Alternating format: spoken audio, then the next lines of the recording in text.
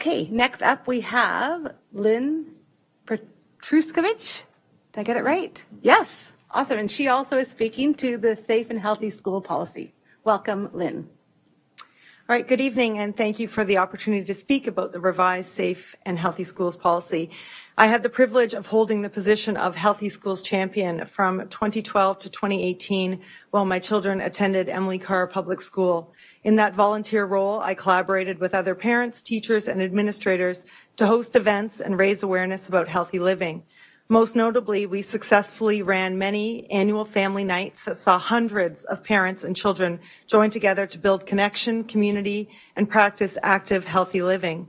Over the years, we learned about a growth mindset, ate homemade kale chips, danced to a steel drum calypso band, practiced Danish hygge, and sampled local pastries. We even had a dance-off between kids and parents in an epic groove class.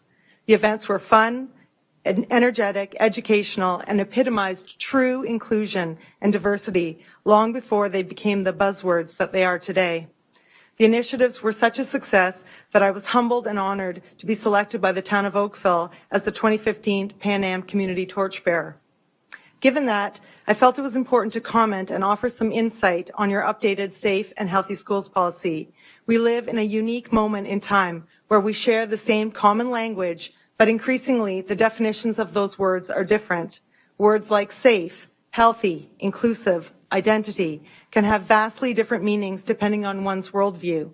We saw this play out recently at the HDSB with the term professionalism. So let's talk about two of the words that are found within this policy. Safe.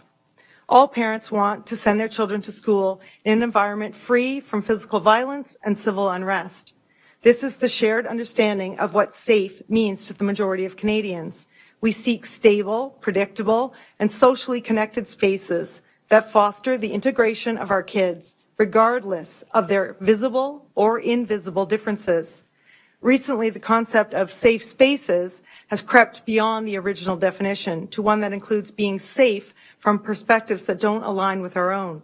For some, an environment that is safe is one where open dialogue is limited to ensure no one is offended or wounded by ideas. Psychologists understand that this type of safetyism can create fragile people.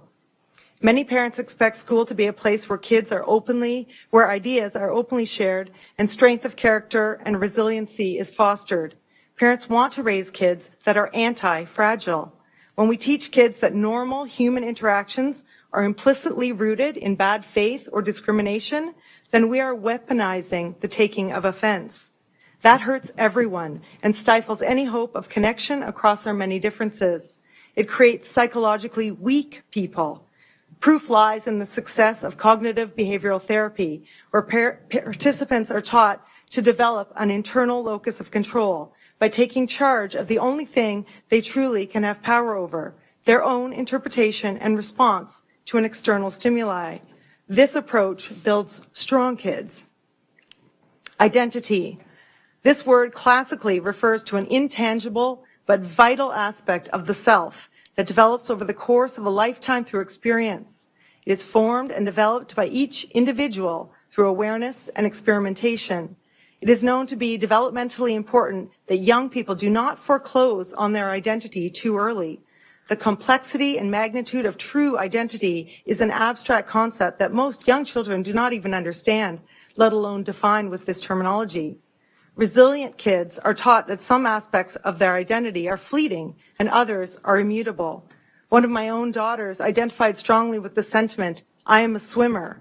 I would gently remind her that she is a person who happens to like to swim, but who also likes to do many other things because she is curious, active, and many other adjectives that describe herself. It was my job to teach her that her identity was holistic, encompassing many aspects of her personhood, and that overly identifying or obsessing with one characteristic could prove challenging. Today, many school administrators use the word identity in reference to group identity, built around a narrow set of intersectional data points using a hierarchy of oppression and privilege. The Director's Panel Series on Identity in 2022 is a good example of this, emphasizing select groupings by race, sexual orientation, and religion, arguably the most politically polarizing and contentious forms of division that have been at the root of civil unrest and social conflict throughout human history. Choosing to see each child as individuals with their own unique identity is a healthy alternative. Additionally, highlighting elements of identity that are shared among all children is a pathway to healthy schools, communities, and our shared humanity, where truly safe schools are created. Read The Coddling of the American Mind, How Good Intentions and Bad Ideas Are Setting Up a Generation for Failure. It's a game-changing dive into how we can work together to create a mentally healthy generation of young people. My last sentence. Perfect. Parents want to raise resilient kids. We will do that with or without the support of the school system. However, we will be more successful if there's collaboration. Having the HDSB really listen to parents and using this policy to make a positive difference in the life of all students, backed by evidence, is the key to safe and healthy schools. Thank you. Thank you very much. Are there any, thank you. There's